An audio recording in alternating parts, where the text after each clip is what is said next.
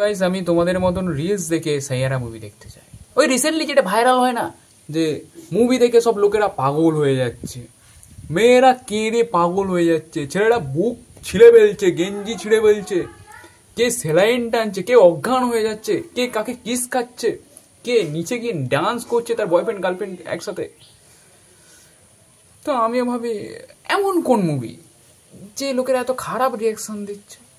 তারপর ভালো করে বুঝতে পারলাম কি রিলস বানানোর পর ওরা টাকা পেয়েছে, বড় মতো কেটেছে আমাদের। আমরা ওগুলো সিরিয়াসলি নিয়ে মুভিটা দেখতে গেছি। দেখো মুভিটা দেখি প্রথম থেকে শেষ পর্যন্ত, তারপরে আমি ভাবি আমি কি খুব খুব কঠোর মনের মানুষ। এর মধ্যে কান্না কোন জায়গাটায় ছিল, কান্না।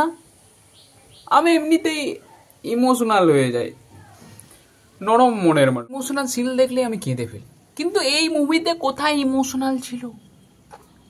এটা ছিল কি, আমি শর্ট ফর্মে বলছি, একটা सुट्टाबाज ছেলে ছিল। हर एक लव स्टोरी में सुट्टेबाज लड़का होता है। अब आशिकी देख लो बांग्ला, आशिकी 2 দেখে নাও, आशिकी 3, सनम तेरी कसम। বেশিরভাগ বলিউড মুভিতে ছেলেরা পেঁচো মাতাল, সিগারেট খাচ্ছে, মদ খাচ্ছে, গাঁজা খাচ্ছে। না, আমাদেরকে নেশাখোর বলে দাও। প্রথমে তো ভালোবাসার আগে লুকিয়ে লুকিয়ে খাবে, তারপরে পুরো পেঁচো মাতাল, আর কেউ চিনতে পারবে না। এরকম প্রতিটা মুভিতেই এরকম। আর মেয়ের এক্সাম্পলের জন্য আমার ঠাকমার কথা বলছি।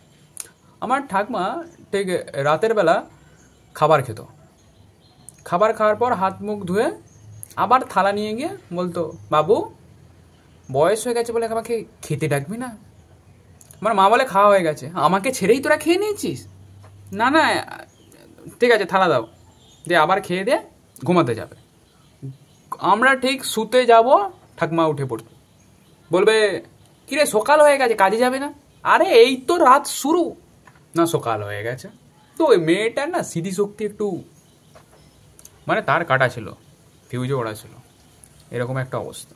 স্মৃতিশক্তি গায়েব হয়ে যেত। তো ছেলেটা এরকম নেশাখোর আর মেয়েটা একটু অ্যালকাবলা। তো দুজনের মধ্যে ভালোবাসা হয়। মেয়েটা বলে কি, দেখো আমার সঙ্গে প্রেম ফেম করো না, আর আমি না সব কিছু ভুলে যাচ্ছি। তো এরকম ব্যাপার, মেয়েটা সবই ভুলে যাচ্ছে, কিন্তু নিজের এক্সকে বলতে পারছে না। আমিও বলতে পারি না। তারা ছিল এক গেম করে নাটা করে একটা মেয়ে, টপিক, এক্সকে সে ভুলতে পারছে না। ওর মাইন্ডে যা চলছে বেশিরভাগ লোকেদের উপরে দেখতে পাচ্ছে। এক্স ওকে চিট করেছে, তার মধ্যে তার মুখটা দেখতে পাচ্ছে, তার সঙ্গে বলছে আমাকে বিয়ে করবে না। এই যে প্রমিস করেছিলে আমাকে বিয়ে করার জন্য, আমাকে বিয়ে করবে না, দেখো তুমি এটা করতে পারো না, আমাকে বিয়ে করতেই হবে, এই তো কাল আমার বিয়ে। তো এরকম ব্যাপার। তো ছেলেটা এই ব্যাপারটা জানতো না।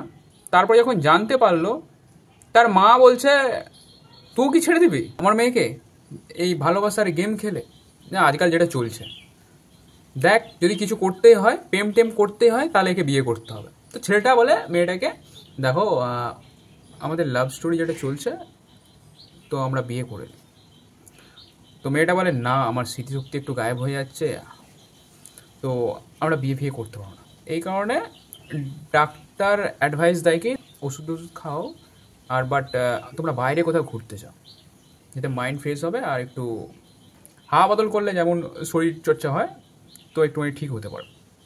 তো এরকম কথাতে ছেলেটা আর মেয়েটা মিলে বাইরে যায় ঘুরতে। তো সেখানে গিয়ে মেয়েটা গায়েব হয়ে যায়।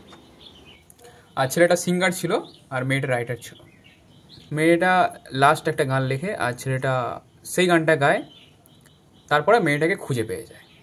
আমার দেখার ছিল এই মুভিটা ডিএন্ডের পর ওদের যে বাচ্চা বাচ্চা হবে, তারপর ওই মুভিটা দেখে আমার কাঁদার আছে।